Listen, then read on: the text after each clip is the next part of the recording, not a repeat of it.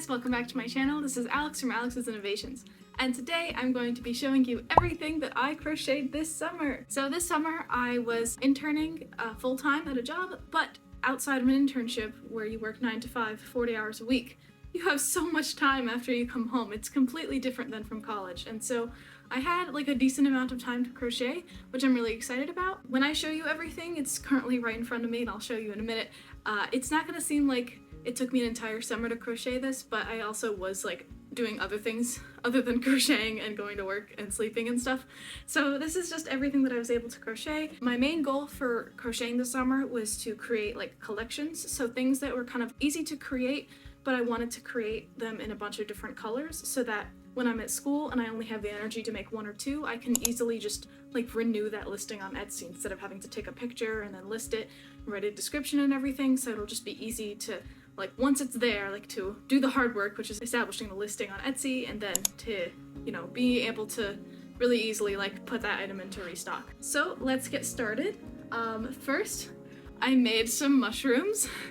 These are jumbo. This is the caps are the size of my face. So these are squishy boys. I had made this one before, but never in this like plushy yarn this thick, I think. If I did, then I hadn't listed it on Etsy, so it would have been like I made it and then I sold it at a market before I got a chance to take a picture and put it on Etsy. This one was the first time I had made a mushroom that was like a different color scheme on top. I wanted to try doing something multicolored. And this one's kind of like, I wanted like the most trippy look so I could appeal to both the cottagecore people and also the people who like mushrooms in the mushroom sense. So these are the mushrooms that I made. Staying on the theme of mushrooms, I made some chunky boys. Here they are. They are so chunky. I made 3 of them. These are really, really nice. There's like a free pattern on Instagram. I think I'll list all the patterns I used in the description so you can find them and make them for yourself if you wanted, but these are really cute. They took like half an hour each for me to make, I think, not including like embroidering the like the spots on their caps, but they're so cute. Look how cute they are. And I wanted to make it in a couple different colors so that when I'm at school and say I have pink and white yarn but I don't have red yarn, then I can make one of these and, you know, restock it. But I've heard that these do really well at markets, so I'm hoping to test that out once I do markets, once the school year starts. Next, I made some axolotls. These are the axolotls I made. I used to make these ones along with a green counterpart instead of a blue counterpart, but I can't find the light green yarn that I used to make for the body. I don't know if they sell it, I just can't find it anywhere, so I found this blue yarn instead. So it's velvet yarn, it's like the Bernat velvet yarn, so it's like kind of niche, but this is like what the pattern told me to make the axolotl out of. And you could make it out of any yarn you wanted, but like the pictures that I had on Etsy were already made of velvet yarn, and I know how big it's going to be because they're kind of big, like, and the velvet yarn's much thinner than like the plushy yarn that I use for these. So, but anyway, I really like how these turned out. They take forever, so I wanted to, you know, make these during the summer because each of these are separate parts. This is a separate part, this is a separate part, this is 3 parts, and then this is 3 more parts. So like really, crocheting is half of it, and then aligning it so it all looks correct and like even and stuff is the other part. So I spent so long just trying to see like, do the arms line up, do the fins line up, things like that. So those are the axolotls. I made a grand total. I'm just now realizing I made a bunch of leggy froggies and I only have one in front of me, which means that I didn't bring everything that I have downstairs. So, be right back. I found the rest of the leggy froggies that I made. So this is the one that I showed you. And then I also made leggy froggies in red and purple, which were already on my Etsy shop, so those were really easy to just restock. But then, you know, while I'm making leggy froggies, why not make more in different colors so that if I have some colors but not others back at college, then I can make those and easily restock them as well. So I made more leggy froggies. I made one in white, I made one in blue, and finally my favorite one, I made an angry froggy in black. But this one is a goth froggy. He has red eyebrows and a frown and red eyes to show that don't mess with him. So I thought that it was cute to have sort of like a goth plushie option, because I definitely do have some people who wish that my plushies were less like cute because they want like cute goth stuff. So these are all the leggy froggies that I made. It's so nice seeing them all like this. So there they are.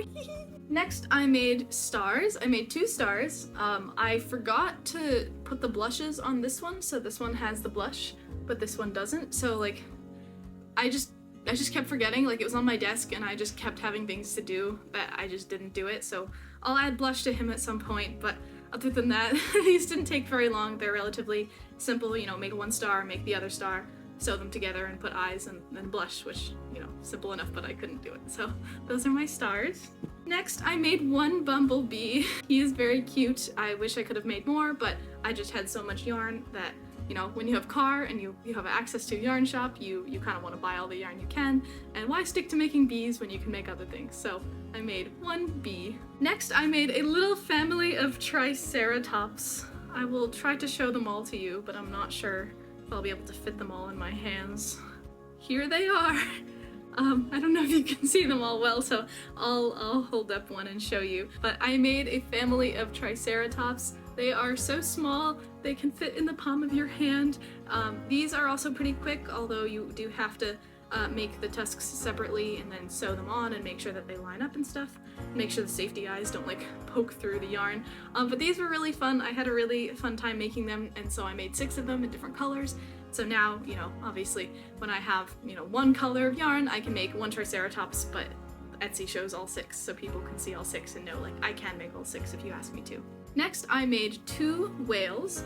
These whales are identical. The first week or so I brought blue yarn with me and I didn't have time to go yarn shopping, but I still wanted to make something, so this was like 1 skein of yarn, and then I had some blue yarn left over.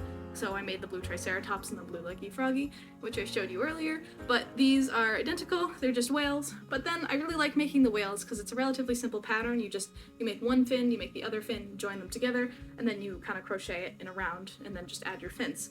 So I wanted to make, you know, another variation, and I noticed I have some pink yarn, so I figured why not make a strawberry whale? So I made a little strawberry whale. It has a little leafy bit on top, and it's so cute. And the yarn that I used for it is slightly thicker than the blue one, so you can see the blue one is like slightly smaller than the pink one.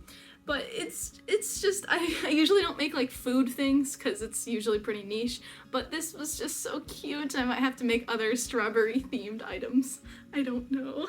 And finally, I made some spiders. I made a purple spider and I made a green spider. These 2 were already on my Etsy shop, so it was really easy to just restock those.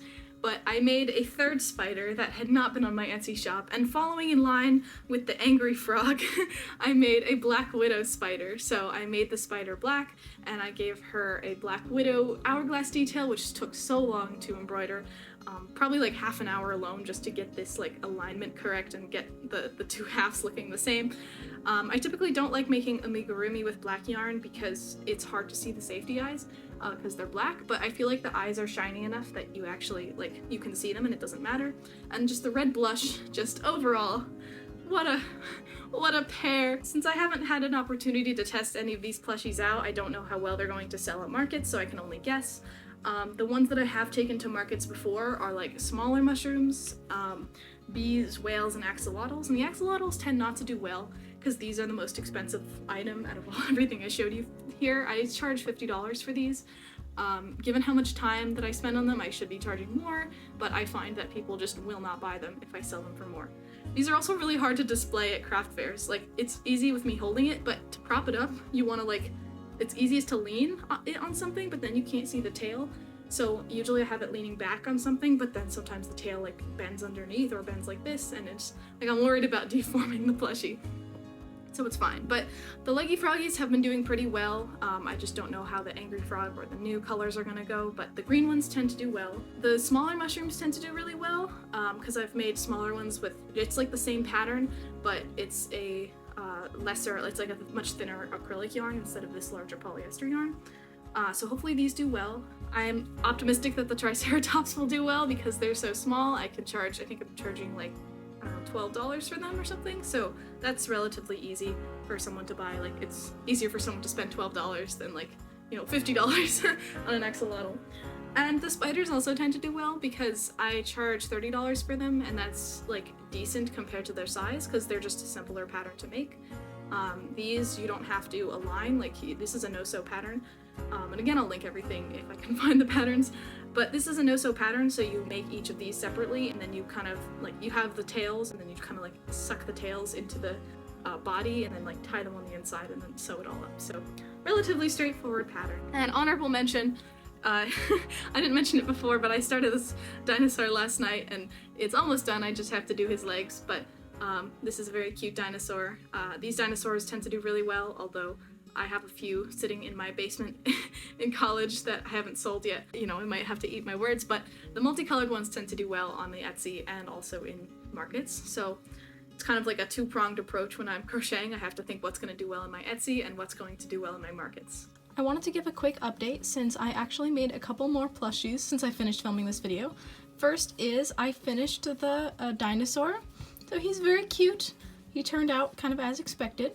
Next, and I apologize because the lighting is not great, I'm kind of filming this, you know, right before I throw these plushies into the box. I made two more chonky boys, one in red and one in light pink. Next, I made this giant happy pill. This is the size of my hand, and he is just so big and squishy.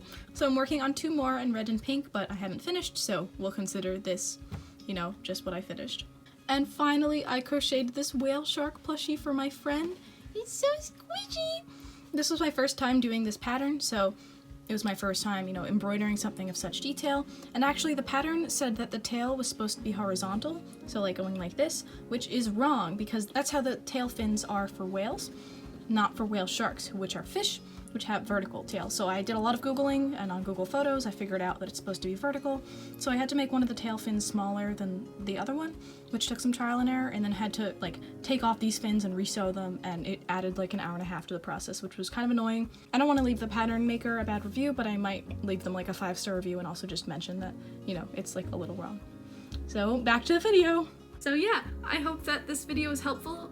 If you crochet too, or if you sell at markets, let me know what your go-to market item is. If you like this video, please consider checking out my Instagram and also my Etsy.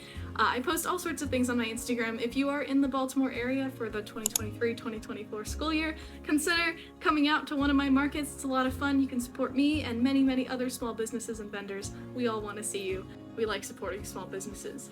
Also on my Etsy, you can find all of these. So even if you don't live in the Baltimore area, you can still support my small business, buy a plushie, and own one of Alex's innovations. If you like this video, please consider liking, smashing that subscribe button, and, you know, maybe comment your favorite thing that you saw out of here today. That's it. See you next time. Bye!